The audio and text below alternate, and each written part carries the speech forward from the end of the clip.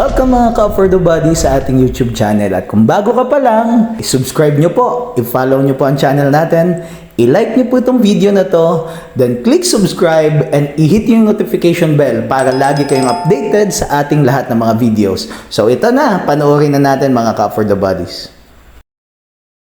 Yes, hello, good morning mga ka-For the Bodies. What a beautiful and wonderful day. Kumusta po kayo? Binabati po natin lahat po ng subscriber po natin, YouTube followers at mga masugid po na mga sumusubaybay dito po sa ating YouTube vlog. At nandito po tayo sa isang napakagandang beach property po. Yes, one of the best beach property po na meron po tayo. Titled property, ilan lamang po itong titled property sa area nito dito po sa Calaguas Island, Camarines Norte. One of the top tourist destination here in our country, the Philippines. So, panoodin po natin at i-detail ko po even yung pagbiyahe po natin. So, see you po sa ating video. Yes, hello mga ka-For the Bodies. Going po tayo dun sa property po natin. So, pupunta po tayo dun sa property. So, mula dun sa port, ayan po yung port po natin. Dito po tayo ngayon sa Port of Pinsons. Okay. Ngayon, papunta po tayo sa Calaguas Island. So, napakagandang isla po mga ka-For the Bodies. So, itong isla po na ito po ay one of the famous tourist spot and number one pagdating sa Luzon. Ano po, ang Boracay ng Luzon, Calaguas Island. So, see you mga ka-For the Bodies mamaya po. At i-document natin yung travel po natin. So, thank you. God bless you. Po tayo on the way to Calaguas Group of Island.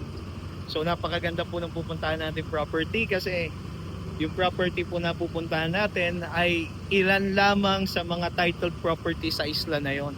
Titulado po ito. So we will be visiting two properties mga ka-For the Bodies, and ang maganda po dito, hindi po ito ibinibigay ng maaari ng napakamahal. Marami po nakabili doon ng property pero mostly mga mahal na po yung nabili nila. Ito po ay napakamura. And tourist destination po yung pupuntahan po natin. And I will show you some video clips para makita nyo po kung gaano kaganda ang Calaguas Group of Island. So see you mga ka-For the Bodies. Papunta na tayo doon ngayon. Po tayo sa Calaguas Island. So for almost 1 hour na travel po. 1 hour humigit mga ka-For the Bodies, andito na po tayo. Ayan, so tingnan na po natin yung property na for sale, and I will make sure mga ka-For the Bodies magugustuhan nyo po ito. Napakaganda po nito at napakamura mga ka-For the Bodies. Marami na pong may-ari ng mga lupa dito, mga kilalang tao. So ito po kasi ay tourist destination po in the whole Luzon area. So tingnan po natin mga ka-For the Bodies. Napakaganda ng property na ito. So, yung distance po ng property, frontage na po ay mga nasa almost, beach frontage na po is nasa almost 100 meters if I'm not mistaken po dito. Okay, mula po dyan sa langka na yan, dito po, yan, kasama na po yan lahat. Okay, hanggang doon po sa nyog na ito. Ito po, hanggang dito. Hanggang dito po sa nyog na ito. Yan po mismo. Yan. Okay. So dito po. Yan yung road frontage na po. Road frontage. Beach frontage. White sand po ito mga ka-For the Bodies. Okay. So may kadugsong pa po siya ito. Pero ito po ay nabili na po ito. So dito lang po tayo. So palawak po yan. Nyugan po yan sa loob. So napakaganda pong farm nito mga ka-For the Bodies, at the same time beach property. Panalo, ganda, napakaganda. Ayan mga ka-For the Bodies, bumaba po tayo. Ayan, talagang white sand, ganda, pino ang buhangin, ganda, maganda. Napakaganda.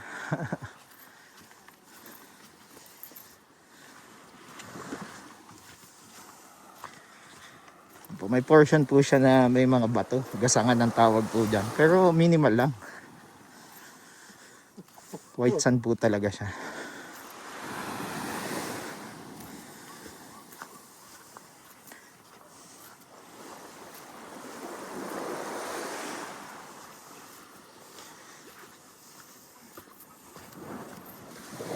Natin dito.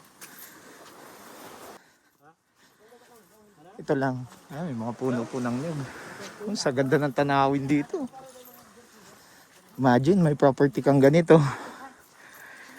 Ito ang tanawin mo dito. Ganda.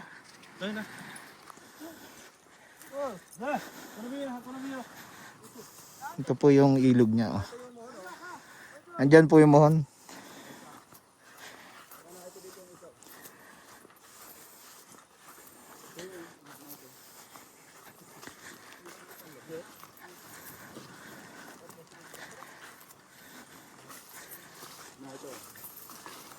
Ito pa mohon. Yung boundary sa dagat. Ah, ayan. Oh. May mohon. Dagat na.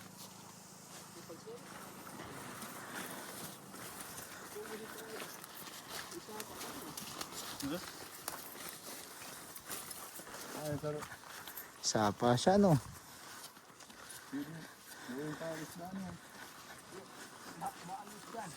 Yan, medyo malawak lang po talaga.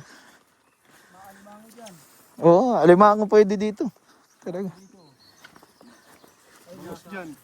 dito, ito ang boundary. Oo, ito madali lang to, tinatabas lang ito. Ito, direksyon dyan. Naroon tayo dyan sa kabila. May munion sa kabila nito. Kasi kinana po rin? Ganda ng ilog, oh. Kasama.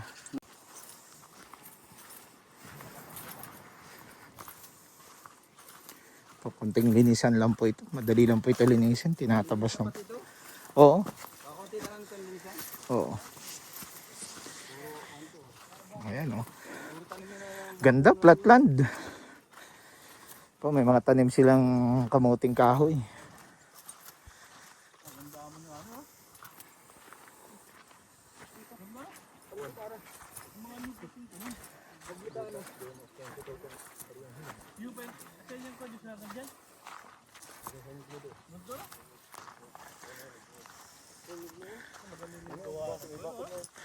Yan po yung isa naman na property. So another title po yan. Pero maganda, lahat maganda. May mga pakwan pa, oh. Nangarin na pagkain ako eh pa. Oo. Doon kumana pa.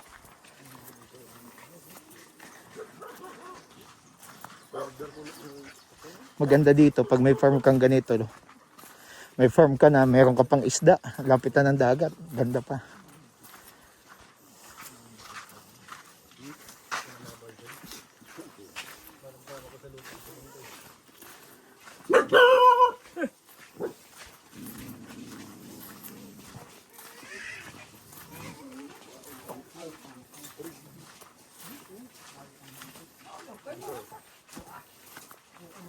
Po, siya po yung caretaker nitong property. Ha? Hello? Mahal mo na ako rin. Ano itong tanim mo, boss? Mani? Yeah, mani. Mani? Pare, para mabuhay lang dito kaya sa kwan. Ito, mahirap dito pag di ka nagtanim. Oo. Hindi, mas maganda yan na ma-maximize mo ang lupa. Tama talaga ng kasipagan dapat lang dito. Oo. Mahirap ka isla, panala ka. Dapat may nakakabanggang panan eh. Oo. Itong mundo, itong patak. Dito ang pure patak. Ah, dyan na yung patak. Okay. Tapos may mumpa yan dyan isa. Tapos Oo. isa na doon. Okay. Buti di. Buti oh. Ha? Kaya mo dyan. Buti oh. Mundo, tuloy ka na. Ayan po ang mundo. Ayan mo yan, ha. Yan na yan, diretso galing doon.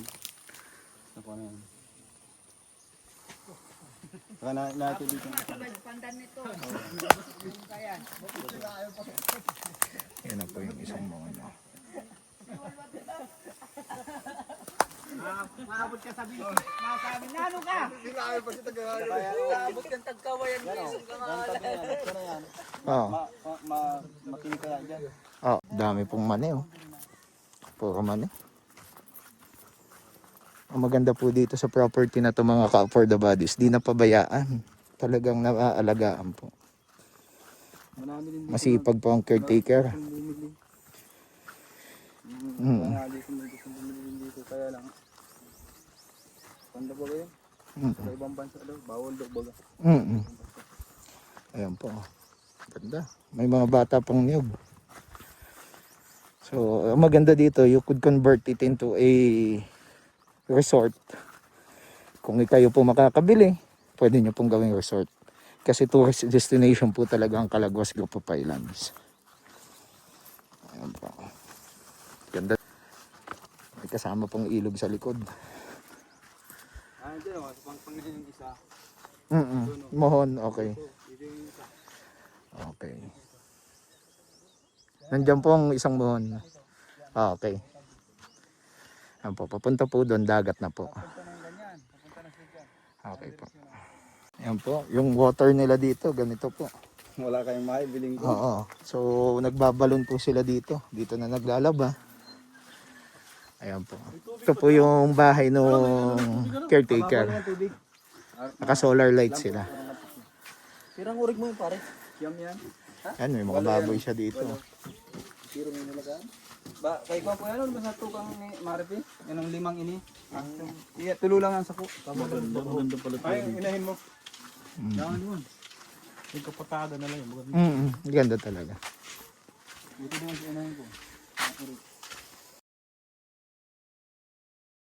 So, yan mga ka for the bodies. Yan po yung walkthrough natin sa property. And ito naman yung drone shot natin ng beachfront niya. Napakaganda po talaga, nakaka-inlove tong property na to. Ayan, makikita nyo po yung dagat, very crystal clear. Ano po, kita nyo po yung mga, ano po niya, mga corals niya po, nandyan sa mismong dagat. Then, white sand po yung beachfront po natin. Ang ganda talaga nito, grabe. Ano ho, this is a one of a kind property. And dahil nga ang motto natin sa For the Land is murang property para sa lahat. Ito po ay sobrang mura po nito. Ano, yan po yung lagoon po na nasa likod po nitong property na ito, nitong first property natin. Yung kabila naman po is another property po yan. So ayan, ito naman po ang advantage nito sa nakita po natin kanina is mostly flat land po siya. Yun nga lang, wala mga gaanong puno dahil taniman po siya. Ano ho, so yung katabi naman, yung kabila, yung isa, ano ho, na which is i-feature po natin sa part 2 ng video po natin is maraming puno po at may overlooking. So ito po yung may beachfront naman po. Ano, napakaganda po nito. Sobrang ganda talaga mga ka-for the bodies. Ayan. Grabe po. Ito, if ever you will develop this area, ito pong area na to, pwede nyo pong lagyan ng mga cottages for you. Ano ho, sa mga gusto naman pong gawing pansarili, pampamilya, napaka-exclusive po nito. Meron po kayong private resort na nakalagay sa isa sa mga world's famous tourist destination. Ano po? So mga ka-for the bodies, hanggang dito lamang po yung video po natin at abangan nyo po ano po, yung part 2 po natin and makita nyo po yung kagandahan ng katabing property nito. So, stand by mga ka-for the bodies, click nyo po yung part 2 po natin. So, see you sa part 2 video po natin. God bless po mga ka-for the bodies.